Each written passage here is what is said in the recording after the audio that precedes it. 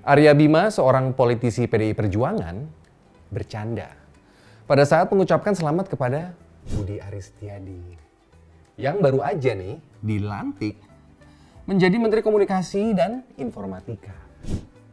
Beliau bicara begini, "Sampean jurusnya apa? Dulu ngamuk, jadi wamen. Sekarang diem aja jadi menteri." Begitu seluruh politisi PDI Perjuangan tersebut.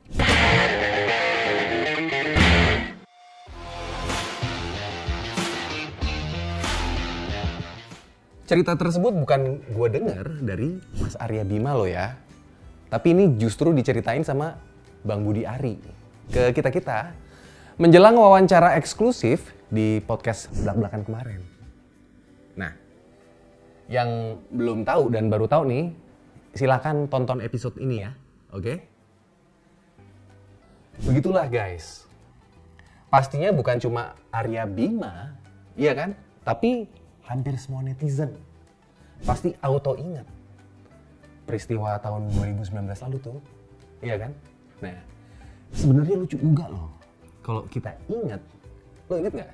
Dulu Budi Ari kan bilang kan, iya kan? Mau bubarin ormas projonya.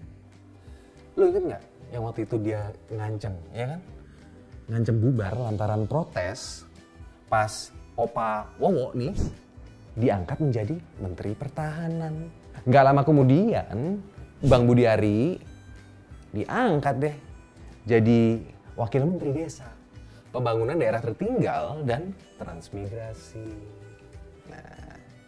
Nah, pas kemarin nih Bang Budi Ari malah dijadiin Menkominfo. Dan banyak yang kaget guys.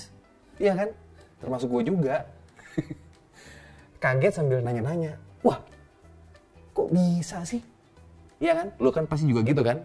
Nah, makanya asumsinya pun macam-macam. Pokoknya asumsi yang berjilid-jilid. Bukannya. Nah, tapi ada satu asumsi yang bagi gue nih sangat menarik guys. Karena asumsi yang satu ini berbeda dengan persepsi publik yang dominan. Oke. Asumsi ini didasarkan pada pola ancaman Bang Budi Ari sebelumnya. Nah, menurut asumsi ini nih, manuver Projo seakan mendukung Prabowo itu nggak sesuai dengan arahan Pak Jokowi. Karena Pak Jokowi kan bilang, iya kan, tunggu arahannya kepada waktu-waktu terakhir. Tunggu nanti bulan Oktober aja.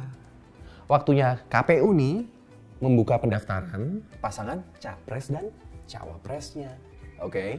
Kata Pak Jokowi, jangan memutuskan sekarang. Nah, tapi Projo kan justru bermanuver, iya kan? Melalui beberapa konferensi daerah atau konferda. Dan dengan hasil mendukung Prabowo. Nah, hal ini diasumsikan sebagai jurus ngancem Pak Jokowi lagi. Sehingga kalau dulu nih Pak Jokowi menjawab ancaman Budi Ari dengan mengangkat beliau menjadi wakil menteri.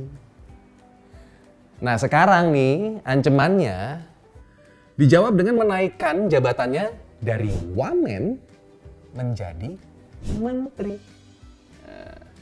Asumsi ini juga didasarkan bahwa Pak Jokowi sebenarnya pengen mendukung Mas Ganjar Pranowo sebagai calon presiden dari partainya.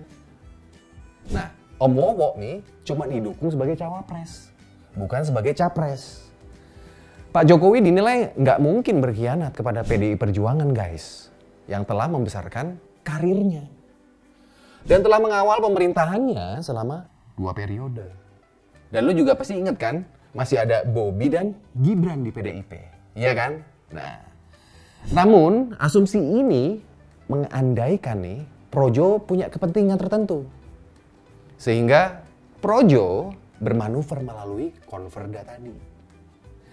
Dan alhasil jabatan Menteri Kominfo diberikan untuk menjinakkan manuver Projo tersebut. Benarkah asumsi tersebut? Lo pasti nanya begitu juga kan? Gini guys, seperti bapak nih, seorang bapak yang sayang sama anaknya, Nah, waktu anaknya minta ini, minta itu, sambil ngambek-ngambek norak. Nah, terus nih, yang diminta nggak ditanggepin. Itu bocah, guling-gulingan. Sambil teriak-teriak, minta perhatian. Terus, akhirnya dikasih dia tuh bocah apa yang diminta. Nah, giliran kemarin tuh guys, itu bocah tuman lagi. Tantrum buat dapetin yang lain lagi mintanya. Sungguh aneh, tapi nyata, iya kan? Malah sempet ngatain pelit, sombong, dan lain-lain. Baca aja tuh di berita. Nah, Bang Budi Ari ini nih, memang juga kontroversi men dari Projo. Makanya nggak sedikit kalangan yang bingung sama pengangkatannya jadi Menteri Kominfo nih. Oke. Kementerian Kominfo itu kan kementerian yang ngurusin hal penting guys. Ngurusin infrastruktur, terus aturan pola komunikasi nih di ruang publik. Infrastruktur komunikasinya itu ya infrastruktur berkomunikasi canggih, modern, dan infrastruktur komunikasi masa depan. Masa sih bidang layanan publik penting itu diisi sama orang yang ngambekan? Nah, emang sih kalau lo lihat sejarah kita, beberapa Menkominfo itu orangnya unik-unik guys. Lo inget nggak? Ada yang nganggep nih kecepatan internet itu nggak penting. Ya kan? Lo paham kan orangnya? Nah, ada juga yang baru-baru ini ketangkap korupsi. Nah, oleh karena itu, gue sendiri punya analisis lain guys. Pengangkatan Bang Muni ini nih sebenarnya adalah solusi terbaik buat Pak Jokowi untuk menjalankan kabinet pemerintahannya. Oke? Nah, kan udah 2 bulan ya kan Menteri Kominfo dirangkap oleh Menko Polhukam. Iya kan? Mahfud MD nih, ya kan? Yang udah juga punya seabrek tugas. Kalau mau ngangkat menteri baru dari Nasdem lagi nih, ya jelas nggak mungkin kan? Iya kan? Pak Jokowi nggak mungkin lah ngangkat dari Nasdem lagi. Kalau dari partai lain, misalnya nih ya, partai A, kan bisa menimbulkan kecemburuan, iya kan? Dari partai B atau partai C dan lain-lain lah, iya kan? Nah, akhirnya pilihannya ya cuma dari kalangan independen atau relawan. Nah, kalau menurut gua, maka jatuhnya pilihan kepada Bang Muni ini nih adalah solusi terbaik guys. Karena posisi sebelumnya sebagai wakil menteri membuatnya sudah terbiasa dengan alur kerja kabinet. Nggak perlu adaptasi lagi. Sehingga bisa langsung gerak cepat guys, sesuai arahan Pak Jokowi. Selain itu, nah ini penting juga nih guys. Jokowi udah percaya banget sama Bang Muni ini. Sehingga posisinya sebagai Menteri Kominfo bisa diandalkan oleh Pak Jokowi untuk mengorkestrasi isu-isu di masyarakat menjelang pemilu. Nah, bukan untuk memenangkan pihak tertentu ya, lo jangan pada parno dulu ya. Tapi supaya suasana bisa dijaga tetap kondusif sampai berakhirnya masa jabatan Pak Jokowi, oke?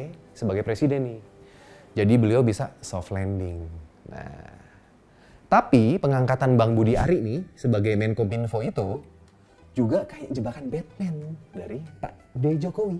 Nah, ini paling enggak nih jebakan Batman buat Bang Muni ini nih bisa jadi kesempatan Bang Muni buat nunjukin guys bahwa dia punya kemampuan, punya kompetensi sebagai menteri. Perlu kita ingatkan guys, tuntutan kerja nih buat Bang Muni sebagai Menkominfo cukup berat. Sedangkan waktu kerjanya nggak banyak lagi. Presiden nuntut agar dia bekerja cepat, ngeberesin beban kementerian dengan waktu yang sedikit. Nih, ini gambaran ya bahwa Bang Muni itu udah nggak punya waktu lagi untuk sibuk nih ya bener ngurusin siapa? Ngedukung Pak Dewowo atau Om Wowo nih. Nggak berlebihan kalau orang bilang posisi yang dikasih Pak D ini nih buat nyibukin Bang Muni di kementerian.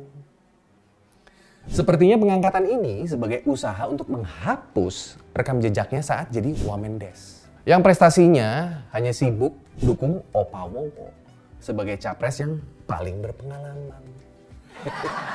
Berpengalaman kan udah 2 kali nyapres. Iya kan? Nah, Bang Muni sendiri membantah bahwa Projo sudah mendukung Prabowo. Nggak betul itu, Projo diarahkan buat mendukung Prabowo. Nah, beliau ngomong begitu. Ya udahlah guys, kita lihat aja. Apakah nih pencapaian hasil kerjanya nanti nih bisa mengimbangi hasil ngambeknya? Oke? Ya udah guys, gua mau ngambek dulu. Kali-kali aja nih, bisa jadi menteri apaan kek? Ya.